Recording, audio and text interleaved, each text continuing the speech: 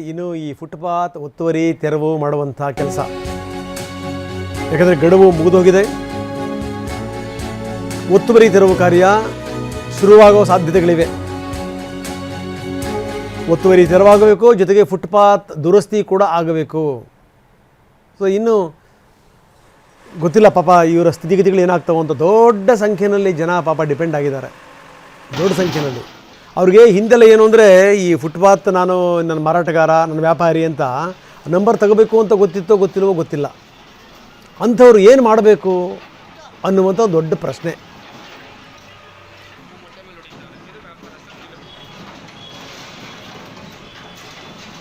ಸ್ವಯಂ ಪ್ರೇರಿತವಾಗಿ ತೆರವುಗೊಳಿಸಬೇಕು, ಇಲ್ಲಾಂತಂದ್ರೆ ದಂಡ ಹಾಕ್ತೀವಿ ಎನ್ನುವಂಥ ಎಚ್ಚರಿಕೆ ಬೇರೆ ಇದೆ.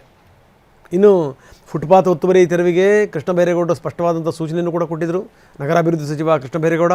ಹೀಗಾಗಿ ತೆರವಾಗಲೇಬೇಕು ಅಂಥ ಸ್ಥಿತಿ ಇದೆ.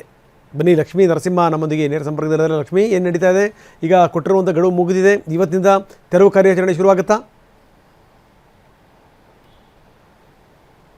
ಜುಲೈ 1ರ ತನಕ ಯಾರ್ಯಾರು ಫುಟ್ಪಾತ್ ಅಲ್ಲಿ ಅಂಗಡಿ ಹಾಕೊಂಡಿದ್ದಾರೆ, ಅತಿಕ್ರಮಣ ಮಾಡ್ಕೊಂಡಿದ್ದಾರೆ, ಸೊ ಅವರು ತಾವಾಗಿಯೇ ತೆರವು ಮಾಡಬೇಕು, ಸ್ವಯಂ ಪ್ರೇರಿತರಾಗಿ ಅಂಗಡಿಗಳನ್ನು ಎತ್ಕೊಳ್ಬೇಕು ಅಂತಕ್ಕಂಥ ಒಂದು ಅವಕಾಶವನ್ನ ಕೊಟ್ಟಿದ್ರು. ಯಾಕಂದ್ರೆ ನಾವು ಕಠಿಣ ಕ್ರಮ ತಗೊಳ್ಳೋದಕ್ಕೆ ನೀವು ಅವಕಾಶ ಕೊಡಬೇಡಿ, ನಾವು ದಂಡ ಹಾಕೋದಕ್ಕೆ ಕ್ರಮ ತಗೋದಕ್ಕೆ ಅವಕಾಶ ಕೊಡಬೇಡಿ, ನೀವೇ ಬಿಟ್ಕೊಡ್ಬೇಕು. ಯಾಕಂದ್ರೆ ಫುಟ್ಪಾತ್ ಅನ್ನೋದು ಸಾರ್ವಜನಿಕರ ಆಸ್ತಿ, ಇದು ನಿಮ್ಮ ಆಸ್ತಿನೂ ಅಲ್ಲ, ನಮ್ಮ ಆಸ್ತಿನೂ ಅಲ್ಲ ಅಂತಕ್ಕಂಥ ಸ್ಪಷ್ಟವಾದ ಮಾಹಿತಿಯನ್ನ, ಎಚ್ಚರಿಕೆಯನ್ನ ಕೊಟ್ಟಿದ್ರು. ಬಟ್ ಆದ್ರೂ ಕೂಡ ಬೆಂಗಳೂರಿನಲ್ಲಿ ಬಹುತೇಕ ಮಂದಿ ಈ ಡೆಡ್ಲೈನ್ ಅನ್ನ ಇನ್ನೂ ಕೂಡ ಗಂಭೀರವಾಗಿ ತೆಗೆದುಕೊಂಡಿಲ್ಲ.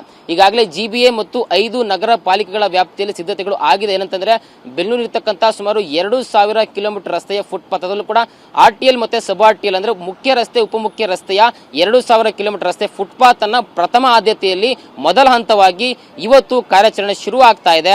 ಏನಂತಂದ್ರೆ ಈಗಾಗಲೇ ಸ್ಪಷ್ಟ ನಿರ್ದೇಶನ ಕೂಡ ಅಧಿಕಾರಿಗಳಿಗೆ ಹೋಗಿದೆ, ಈಗಾಗಲೇ ಪಟ್ಟಿ ಕೂಡ ಮಾಡ್ಕೊಂಡಿದ್ದಾರೆ.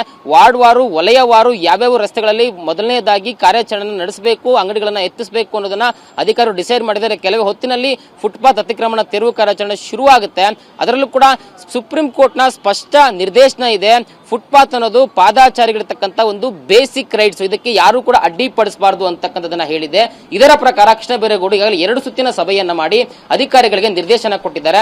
ಇನ್ನು ಬೆಂಗಳೂರಿನಲ್ಲಿ ಬೀದಿ ಬದಿ ವ್ಯಾಪಾರಿಗಳು ಕೂಡ ತೀವ್ರ ವಿರೋಧವನ್ನ ವ್ಯಕ್ತಪಡಿಸಿದ್ರು. ಯಾಕಂತಂದ್ರೆ ನಾವು ವರ್ಷಾನುಗಟ್ಟಲೆ ವ್ಯಾಪಾರ ಮಾಡ್ಕೊಂಡು ಬಂದಿದ್ದೀರಿ, ನಮಗೆ ಪರ್ಯಾಯ ವ್ಯವಸ್ಥೆಯನ್ನ ಕೊಟ್ಟು ನೀವು ನಮ್ಮನ್ನ ಖಾಲಿ ಮಾಡಿಸಿದ್ರೆ ಒಳ್ಳೇದು, ನಾವು ಫುಟ್ಪಾತ್ ಓಡಾಡೋರಿಗೆ ತೊಂದರೆ ಕೊಡಲ್ಲ, ನಮಗೂ ಕೂಡ ಒಂದು ಪರಿಹಾರ ಕೊಡಿ ಅಂತ ಅವರಿಗೆ ಖಂಡಿತವಾಗಲೂ ಅವ್ರು ಹೇಳ್ತಾನೆ ಇದ್ದಾರೆ ಲಕ್ಷ್ಮೀ ನರಸಿಂಹ. ಆದರೆ ಸರ್ಕಾರ ಕೂಡ ಒಂದು ನಿರ್ಧಾರಕ್ಕೆ ಬಂದಿದೆ, ತೆರವುಗೊಳಿಸಲೇಬೇಕು ಅಂತ. ನೋಡೋಣ ಏನಾಗುತ್ತೆ, ಅವ್ರಿಗೆ ಏನಾದರೂ ಬೇರೆ ವ್ಯವಸ್ಥೆ ಮಾಡ್ಕೊಡ್ತಾರಾ ಅನ್ನೋದನ್ನು ಕೂಡ ನೋಡಬೇಕು.